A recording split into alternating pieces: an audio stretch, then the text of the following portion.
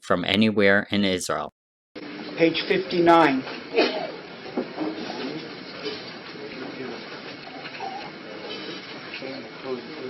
Eiko Omer Kores La'ov Pesach B'bris Ben Abesarim Koyel Netzach. This Kina speaks about the bris that we have with the Rabbanu Shalom. Shviras Haluchos. There's Bittul HaBris.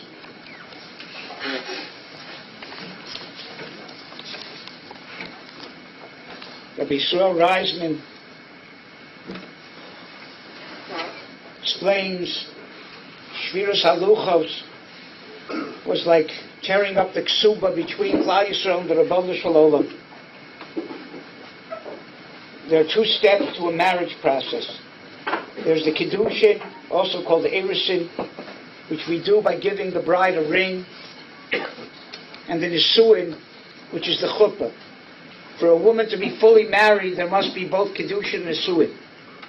After Kiddushin, before Nisuin, the woman is considered a married woman, but she's related to her husband, but she doesn't yet live in his home.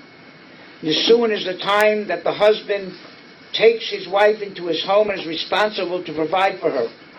Klal Yisrael at Matan Torah had a chuppah. They used the expression "kop aleim har gegigis," mamish, as a chuppah. When Moshe Rabbeinu broke the luchos, it was as if he tore up the ksuba, which is the contract of Nisuin, the contract of financial obligations from a husband to a wife. By doing so, Moshe Rabbeinu dissolved the Nisuin. After this, Klal Yisrael was no longer entitled to enter the home of the Rabbanu Shalom into Eretz Yisrael. However, he broke the Nisuin without affecting the Kiddushin. Shivos of the Tammuz, and Moshe Rabbeinu broke the Luchos. He broke that bris between Klal Yisrael and the Rabbanu Shalom. It's not enough just to keep mitzvos. That is not what Torah is all about, fulfilling a bunch of commands. But it starts, the Aseres HaDibros start with Anochi Hashem Elokecha.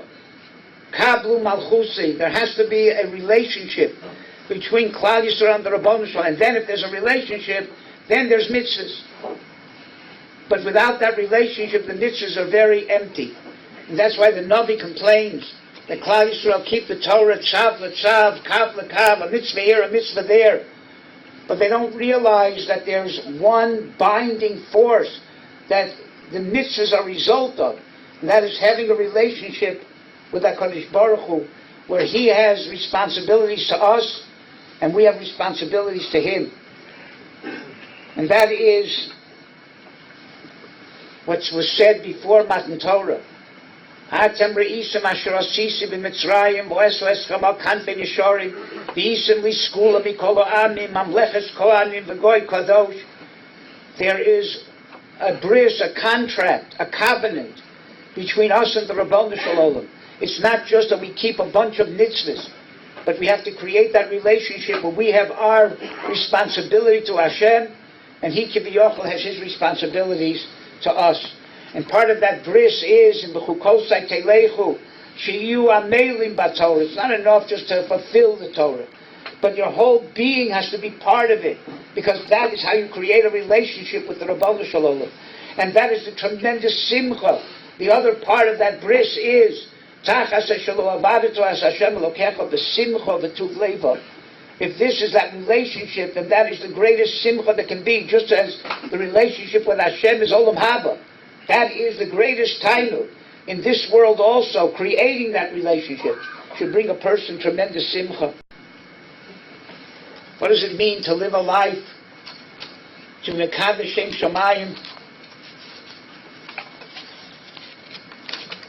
Beautiful story here.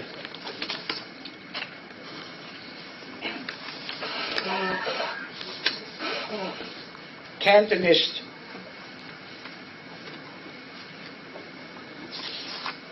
daven Yom Kippur with some very choshev rabbanim. Rav Yitzhak Ponevezher and the Tzemach Tzedek of Lubavitch. Before Nila, they came to the Gedolim and they said, although you are certainly worthy of leading the Tfilos, we would like to ask permission from one of our fellow Cantonists to lead the Ne'ilah service in your stead. The cantonists were boys who were taken away from their families by the Russian government at 5, 6 years old, put into the Russian army for 25 years, totally separated, or intended to be separated from Yiddishkeit. Then he turned to the cantonists of the service chazan and asked him to roll up his sleeves. The man's muscular arms were covered with terrible wounds and gashes. "Do you see this?" asked the spokesman. "They are whip marks. During our friend's entire stint in the army thus far, he never once ate non-kosher food or desecrated the Shabbos. As a result, he sustained many beatings, but he never gave in.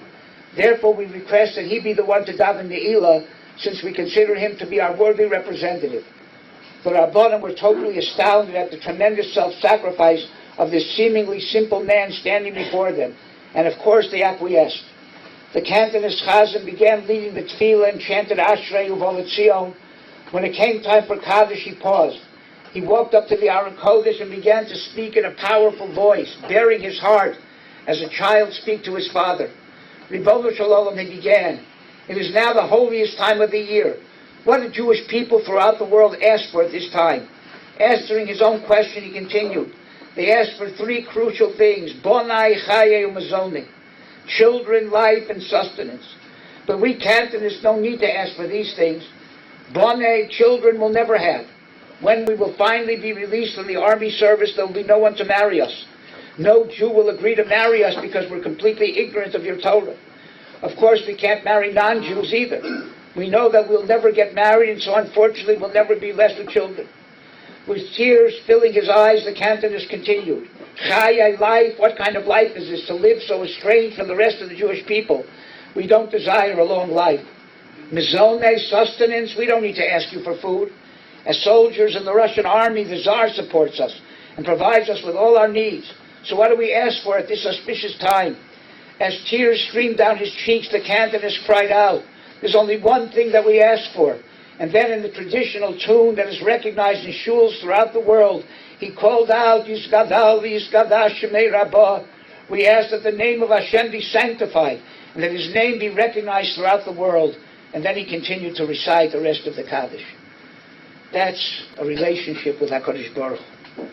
If we can reach that without having to be cantonists, and to understand that all the mitzvahs and all of the Torah that we learn stems from that close relationship with Hashem, then we'll understand what that bris is, and that will counteract Shviras Haluchos, which was Shviras HaBris, which broke that bris between Klal Yisrael and the Ribono Shel Olam.